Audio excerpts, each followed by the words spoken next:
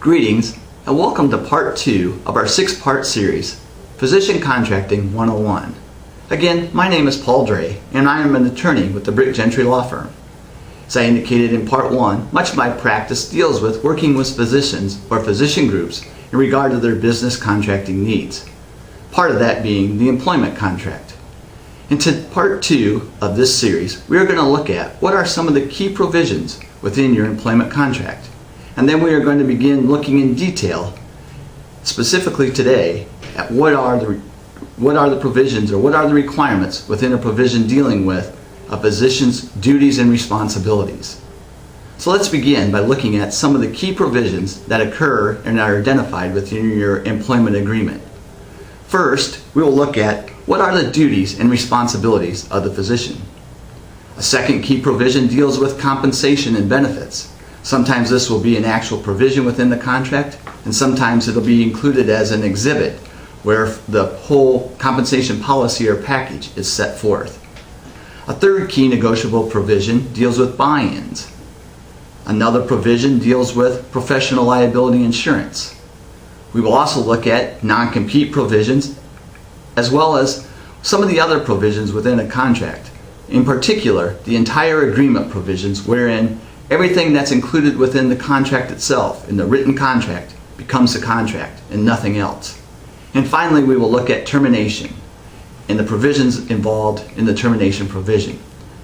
What we will look at today is looking at the duties and responsibilities that are identified within your employment contract. These provisions sometimes seem quite innocuous and not important, but in reality they're very important, as it really sets forth in great detail what you are going to be doing for either the physician group or the hospital itself. You need to read this carefully to determine what are the expectations. Do you have an hourly expectation set forth? Do you have a certain day provision set forth? You're also going to have to look at what are your call provisions. How often are you going to be expected to participate in the call coverage? Is it divided equally among the number of physicians there? Or since you're going to be one of the newer physicians, do you carry a heavier burden?